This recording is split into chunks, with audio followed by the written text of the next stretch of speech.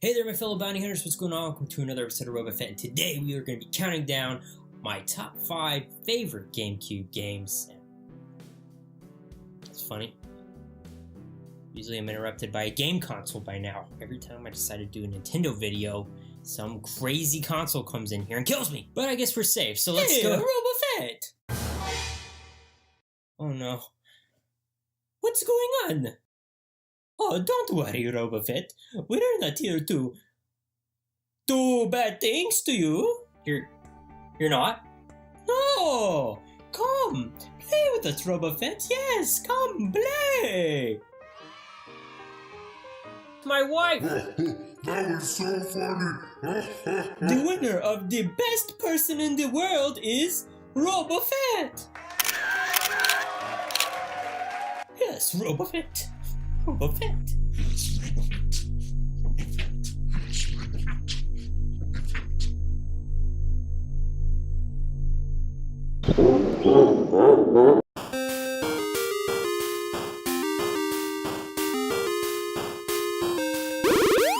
Alright, hey there my fellow bounty hunters, what's going on? Welcome to another episode of RobaFett, and yes, we are counting down my top 5 favorite GameCube games. Like I said, I don't know if I'm going to be able to get to every console, but I want to try to do my top 5 of every console before the Switch launches, which some people are getting at like 9 o'clock tonight. I am getting it in the mail first thing tomorrow. I'm really looking forward to that. And I gotta say, this was a tough one. It really was, guys. But before we get into the countdown today, just remember, if you're new around here, if you haven't already, don't forget to blast that subscribe button.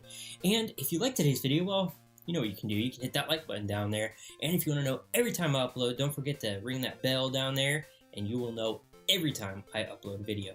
Alright, so let's get into this countdown. GameCube was something I didn't originally get. I got it later on. My mom got me a PlayStation 2, and I played that.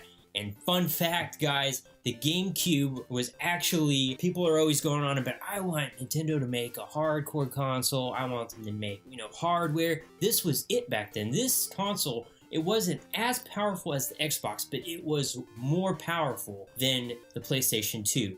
And this is probably the most console-like gaming console they've made since. And it really showed in a lot of their games for that time. Games looked great. Speaking of games that looked great, number 5, Metroid Prime. This was a game that just looked so good. It's almost like The Legend of Zelda in space. I love this game so much. I loved all the aspects of scanning creatures, the first-person mode. I remember the first time I actually did play this was in Walmart. They had a GameCube on display in Walmart where you could play Metroid Prime.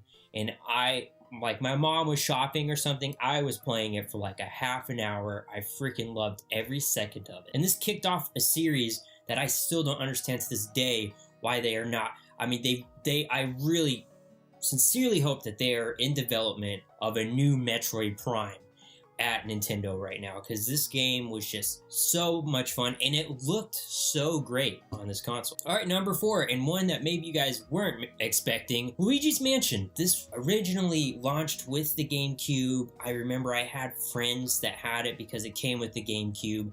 I remember the commercials and marketing for this game to this day, and it was such an interesting game because it was a game where actually Mario was the one in trouble and Luigi was the one that went to save him, and he might have been scared the whole time he was doing it, but it was so much fun. It was such a different game mechanic. It was almost like Ghostbusters, where you had to trap all the ghosts in his power pack. I just loved the idea of Luigi having his own game. To this day, I think that this game is still really fun to play. But just remember, if you ever get a letter in the mail saying that you won a mansion in a contest you never entered, you probably don't want to go there. Number 3, this was a game I was really jealous of my friends that had a GameCube at the time, because it was one of the best looking Star Wars games I had ever seen at that time. Rogue Squadron 2 Rogue Leader. If you love being in Star Wars spaceships, and this was probably the most innovative of that time, and reliving those moments in the movies, this was the game for you.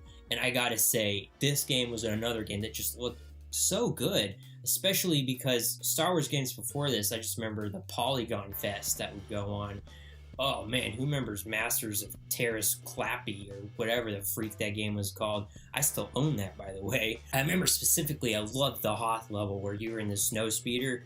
Like, seriously, as a kid, I always dreamed of being in a snow speeder. Those were the days when I thought Luke was going back to save Dak, when really he was just getting his stuff out of the snow speeder. I really used to think that. I used to think he was being like, I gotta try and save my buddy. No, he's not. He's just trying to use his lightsaber grappling hook. Anyway, great game. If you haven't ever played it, I mean, just pick. I don't know if you can get your hands on a GameCube, but if you can get your hands on this. It is well worth it. Number 2, and I mean, I hate to say it, guys, but one of these games is probably going to show up on every countdown now. Super Smash Melee. Wow. Like I said, I probably think 64 is my favorite of all time just because it's just because of a memory nostalgia thing, but this game brought Smash to a whole new level, new characters, new play styles, Bowser, Mr. Game & Watch, Falco, just so many great new characters. Mewtwo. Yeah, the stages were just so chaotic and it's just so different from the other. I mean, the other stages in 64 were complex, but this brought it to a whole new level. The single player was fun.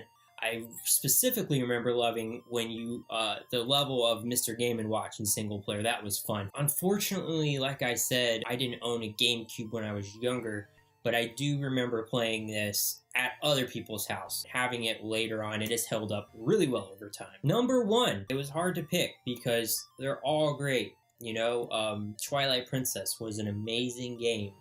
Wind Waker was an amazing game. I never really was I never was a big fan of the artwork in Wind Waker. Twilight Princess was really fun. I had to go with Twilight Princess, and here's why. I feel like it meshed the fantastic artwork, what was good about Wind Waker, and it kind of pushed it together. And it was such a superior, here's the main reason why I picked it. It was such a superior experience to playing it on the Wii. Like, I hated this game on the Wii. The stupid motion controls, I feel like, ruined the game. I know a lot of people were like, this is great, I'm swashing around. All you had to do is this. Everybody knows that with the Wiimote. It doesn't matter if you're doing this. Using the bow and arrow with the Wiimote just pissed me off. I'm a controller guy, you know? I just want to use the controller. I'm so glad Nintendo knows that now. No more of this, okay? I mean, yeah, we have the Joy-Cons, they break apart, they go all over the place, but you can put it in a controller setting. I haven't really heard that this is needed in the game, Breath of the Wild. And for that reason, for it being just the superior version on that console, and it was the last game for the GameCube, just like Breath of the Wild is going to be the last game for the Wii U. I had to go with it. But it was really close. And guys, that is just my top 5. I'm sure that everybody has their own top 5. There's a lot of games that didn't make it on the list, because it's only 5 I can pick. Super Mario Sunshine, that was a really fun game. Resident Evil, for being on the GameCube, I mean, that's just impressive in itself. I remember Bounty Hunter looked really good on this console. A lot of good games, but I had to stick to 5, and that's it. But guys, I want to know, what is your 5? What is your top 5? Let me know down in the comment box below. Like always, thank you so much for watching, guys. And like I said at the beginning of the video, if you're new around here, or if you haven't already, don't forget, blast that subscribe button. And if you like today's video, well, you know what you can do. You can go and hit that like button. That's pretty much what you do when you like a video. If you guys want to know every time I upload, all you have to do is hit that notification bell down there, and you will be notified every time. And as always, guys, stay awesome, stay beautiful, keep those Punisher hats on. I'll see you later.